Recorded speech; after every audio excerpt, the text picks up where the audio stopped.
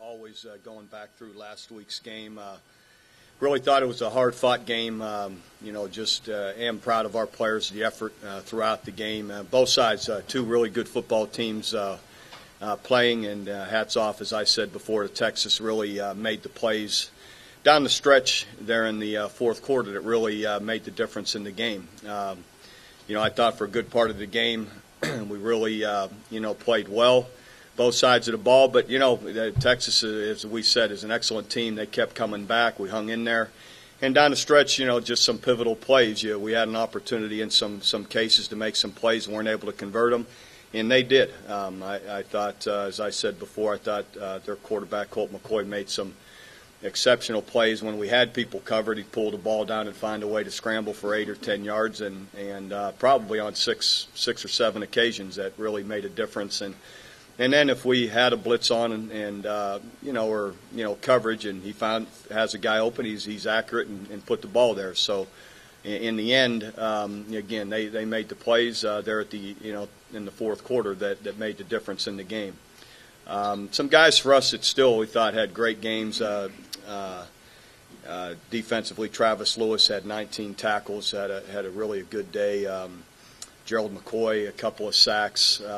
Offensively, Sam Bradford, again, it goes unnoticed because you lose, but he throws for 5 TDs and 387 yards, just shy of 400 yards. It's pretty special, and against a good football team. And Manny Johnson, again, with 3 touchdown receptions, had another big day. He and Joaquin Iglesias. But again, overall, those were just some key guys that really stood out. But, we have a long season, 6 games left, and our focus is on Kansas, an excellent football team. Mark Mangino and his staff have done a great job. In the last 19 games, they're 17-2, so they're used to winning. They're playing really well.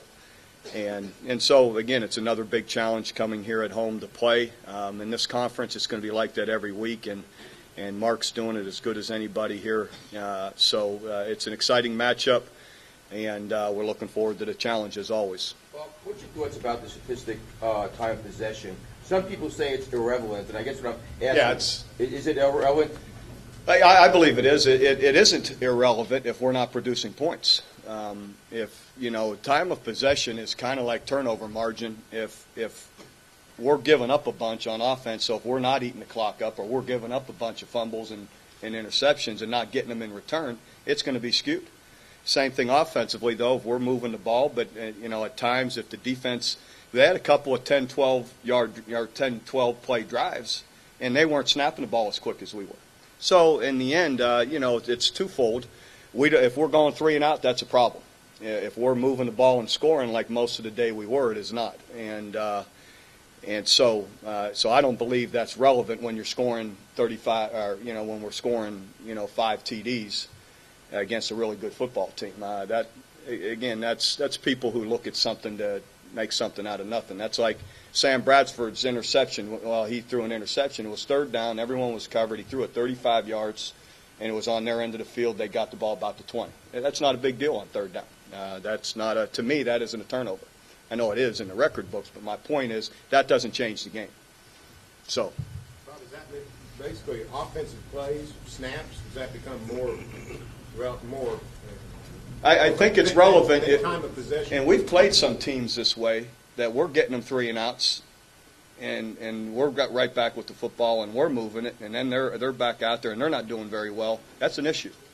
But we for the most part, we think through the whole day we had 2 more yards than they did. I think, was it 438 or I can't something. But we looking at statistically, we're right there at the same position. We were 7 of 15 third downs. They were 6 of 13. 2 yards, I think, separated us with total yards on offense. So anyway. I don't believe that's an issue. You said that you can't score fast enough for you. Even when you're scoring, it's 1.5, 2-minute drives, though. The other team has on the ball clock. Back. Yeah, right. I bet it took more than that. Our guys sitting on the bench getting some water and getting ready to go. So, yeah, a lot of TV timeouts in the game. I don't think that's an issue. Bob, you may have answered it and I didn't catch it, but I think Barry was talking about, are the number of plays more important than time of possession? Yeah, Okay. I would definitely agree. It goes to what I was saying. If you're going a bunch of 3 and outs and not moving the ball, that's changing field position and scoring, then it's a major issue.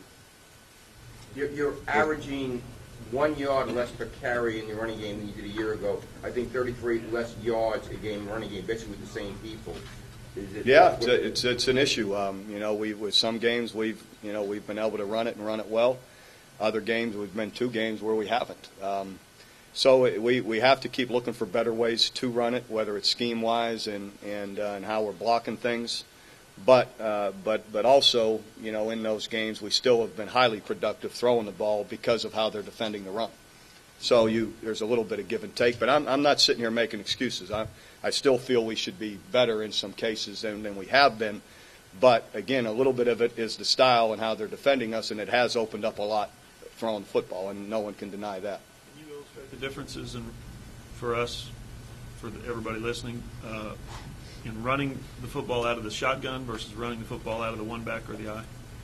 Well, it's when the running back's behind the center, not in the eye, but in one back, he's coming downhill a little stronger as opposed to a little more sideways. Though there's more and more plays that people even in the shotgun come downhill quicker than just always going lateral.